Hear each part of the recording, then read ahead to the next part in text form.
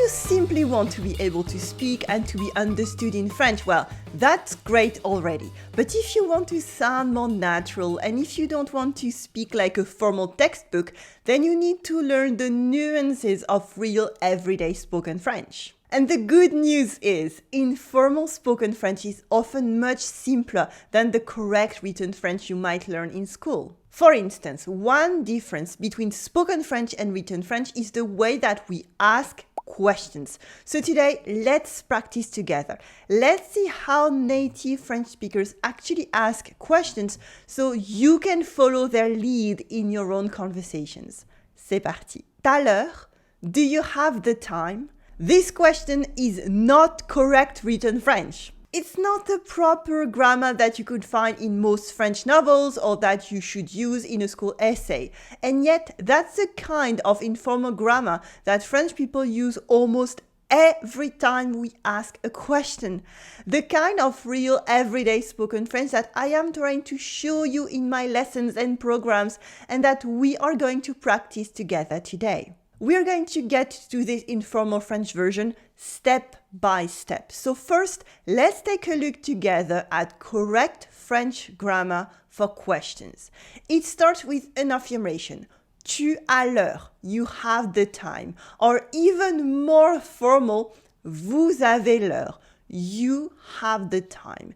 Since using vous for you is more formal and respectful than the friendlier tu pronoun. Well, the proper way to ask a question about that would be as-tu l'heure? Do you have the time? Or avez-vous l'heure? Do you have the time? Avez-vous l'heure? Here you can notice l'inversion, the inversion of the subject and subject pronoun in these questions. We also add a small dash between verb and subject to note this inversion. This is how proper formal French grammar works for yes-no questions, and it is the same as in English. You do have the time. Do you have the time? Or for example, with the verb to be, elle est ici, she is here. Est-elle ici, is she here? Your turn now. In correct French, how would you turn these sentences into yes-no questions with l'inversion? Il est arrivé, for he's arrived. Je cours, for I am running. Vous savez planter les choux. You know how to plant cabbages. I will give you 5 seconds to think about it and then I will give you the answer. You can pause the video now if you want more time. For il est arrivé, he's arrived or he's here, il est arrivé, the question would be est-il arrivé? Has he arrived? Is he here? It's actually in the past tense of le passé composé, the composite past. The next example is je cours, I am running. The question would be cours-je? Am I running? Questions with je are rather unusual, especially with l'inversion. It sounds even more formal than with other pronouns, but more importantly, it often sounds really weird and funny, and it sounds even like a pun. For example, here, courge sounds like une courge for a squash or a butternut. It's something we would never say. And finally, vous savez planter les choux becomes savez-vous planter les choux? Do you know how to plant cabbages? And you probably know this one because it's a popular traditional children's song. Savez-vous planter les choux à la mode, savez-vous planter les choux à la mode de chez nous? And that's not a coincidence. Even though we don't use l'inversion in everyday spoken French, you will still find this kind of grammar in poetry or speeches or songs. As-tu déjà aimé pour la beauté du geste? As-tu déjà croqué la pomme à pleines dents? Okay, this is all well and good, but as I've said, we don't use the inversion in everyday spoken French. Written French and real spoken French are almost two different languages. So if you want to better speak, understand, and be understood in French conversations, you also need to learn informal French grammar. That's why I always take time to break down both slang vocabulary everyday grammar and everyday informal expressions in my programs like the 30-day French challenge, where we go over French culture and vocabulary with a new fun challenge every day, like dialogues in everyday French, pronunciation overviews, cultural presentations, games or quizzes, to make sure that you're actually learning and remembering something. I show you the French that you will actually hear in French restaurants or even in your favorite French movies and TV shows. You will find a link to check it out below this video. The next one is opening soon. And so in real conversations, we simply add an interrogation point at the end of a sentence to turn it into a question with a voice inflection as well. For instance, elle est ici, she's here, simply becomes elle est ici, is she here, and you can hear my voice going up. Repeat after me. Elle est ici, elle est ici, elle est ici, is she here?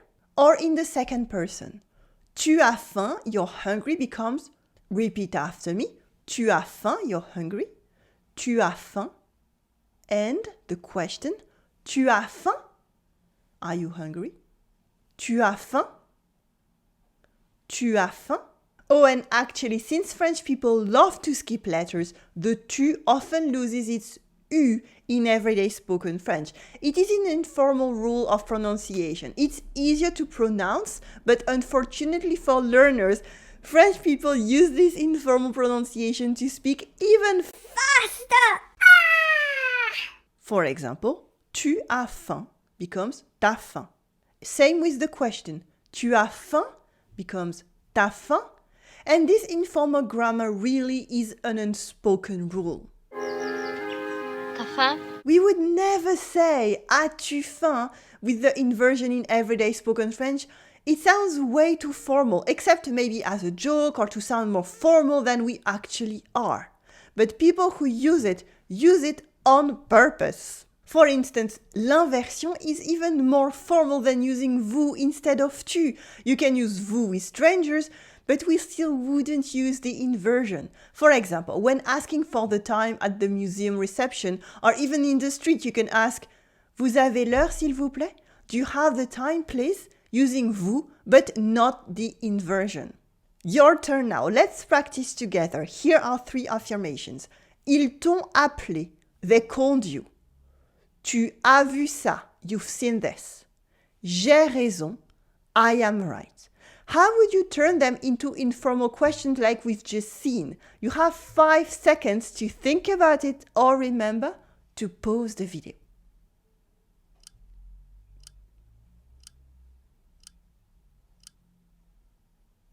Got it? Okay, let's review the answers. Yes, it will sound silly, but I want to really get this in your head and show you the pronunciation. Okay, we are here together to learn. First, ils t'ont appelé. Make it into a question and say it out loud in front of your screen. It makes ils t'ont appelé. Did they call you? Ils t'ont appelé. It's really easy. You only need to add an upward inflection in your voice. Ils t'ont appelé is not the same as ils t'ont appelé. The second one was tu as vu ça. You've seen this. With what we've seen as a question, it becomes t'as vu ça? Did you see that? Repeat after me. T'as vu ça? Oh, t'as vu ça? And finally, it works even with je. J'ai raison simply becomes j'ai raison. Am I right? J'ai raison.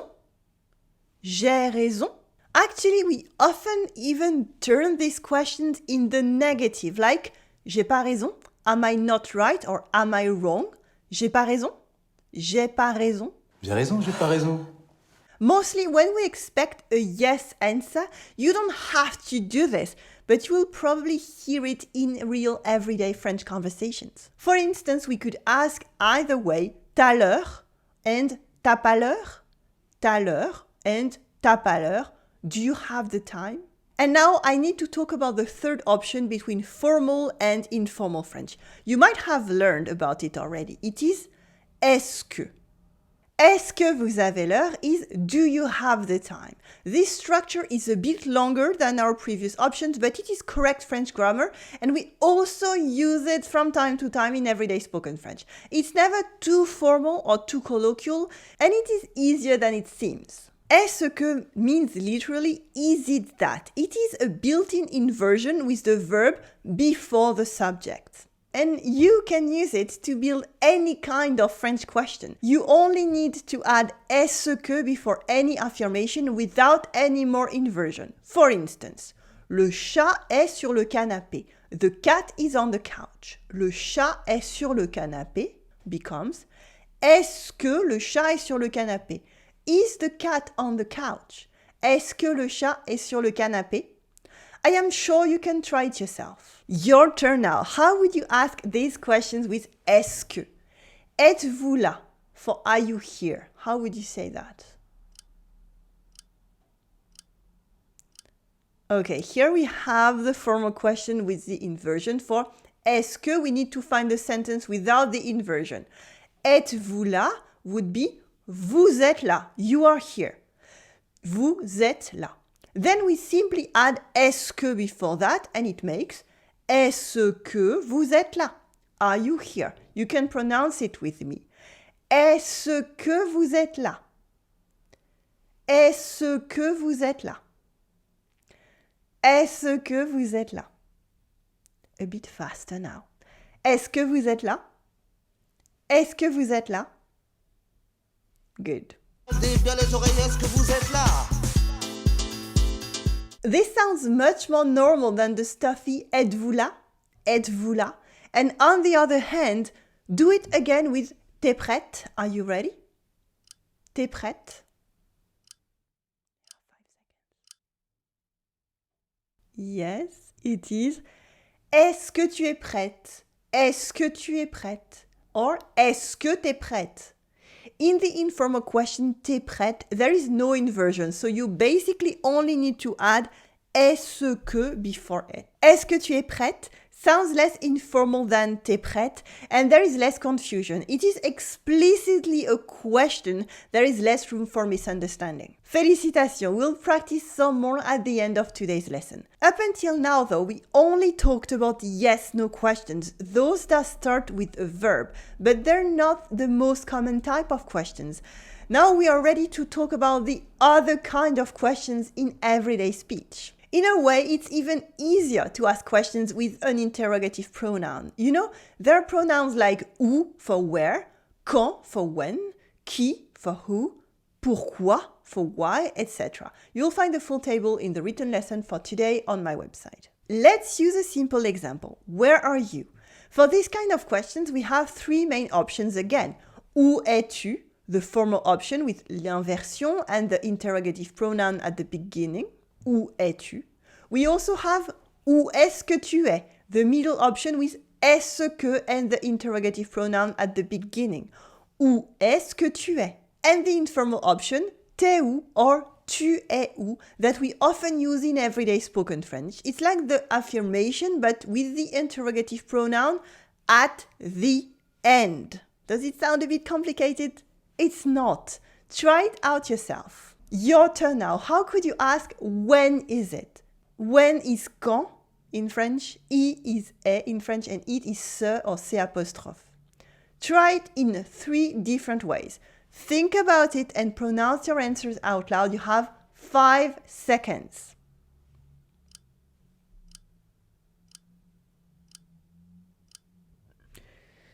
Did you get it? You could say quand est-ce, which is very formal, quand est-ce, oof. Or c'est quand, when is it, informally, c'est quand. Or quand est-ce que c'est, which is longer but works in any situation. Quand est-ce que c'est? I could go on, but let's skip directly to our final practice instead. Again, if you want more explanation on grammar, you will find it in the written lesson on my blog. Let's review together what we've seen today with a special practice in 6 questions together. Our first question is about vous dormez for you're sleeping or you sleep. Vous dormez. How would you turn this into a yes-no question? Find the question at 3 levels of formality. Pronounce your answer out loud. You have 5 seconds, but you can pause the video for as long as you need.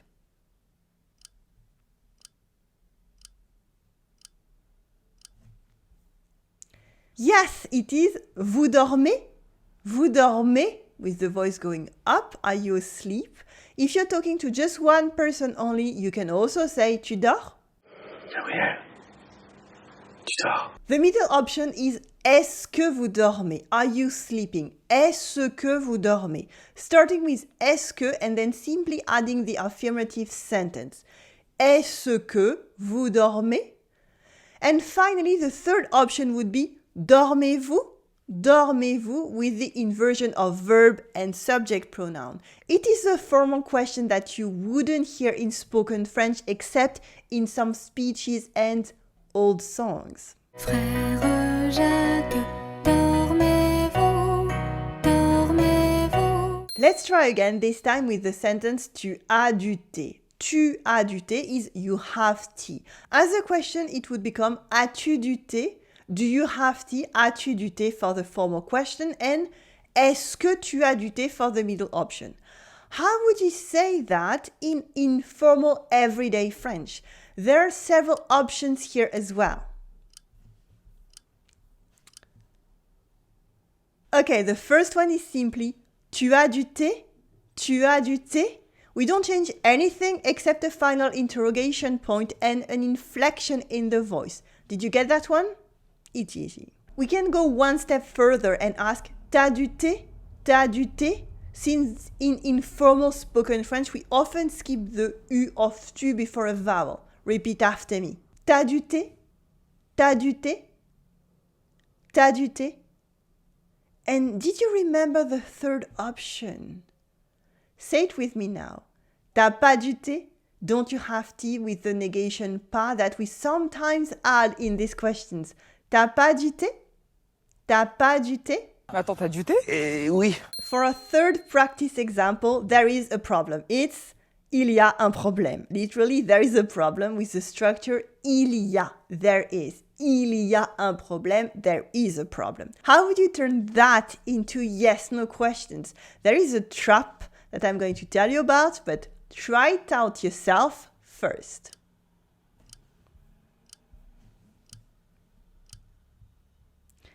So, the three answers were, is there a problem? Y a un problème, y a un problème. Est-ce qu'il y a un problème? And y a-t-il un problème? As you can notice, in informal French, il y a often becomes ya. It's faster this way. Let's review an interrogative pronoun. Quand mange-t-on? When do we eat? This is the formal way to ask that question with an extra T, like the one we've just seen. What would be the other two options?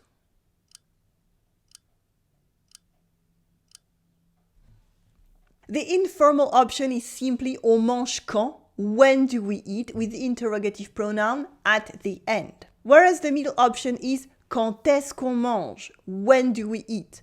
Quand est-ce qu'on mange? Repeat after me. Quand est-ce qu'on mange? Quand est-ce qu'on mange? In France, there are strict hours for each meal, so it's an important question to know fluently. Quand est-ce qu'on mange? And now, let's go to our final practice question with j'ai quelque chose sur le nez. I have something on my nose. J'ai quelque chose sur le nez. How would you ask, do I have something on my nose in spoken French? You should be well practiced by now. I am leaving you 5 seconds again.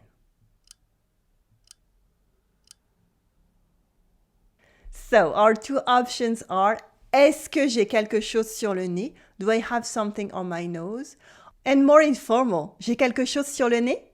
J'ai quelque chose sur le nez? But in real everyday French, we would rather ask j'ai un truc sur le nez? J'ai un truc sur le nez? Do I have a thingy on my nose? Un truc is the informal slang word for quelque chose, something. And it sounds a bit weird if you use informal grammar without our most common informal vocabulary.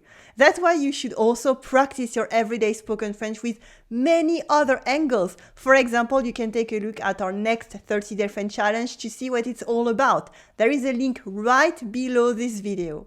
But for now, Congratulations! Félicitations! We have reached the end of your practice together today and we have covered a lot of ground. I hope you found out some new things in there. You can dive deeper into the rules of everyday spoken French by simply clicking on your screen right here, and you will get to your next French lesson where I will tell you why you should almost never say mon ami in spoken French. À tout de suite, I will see you right now in the next video.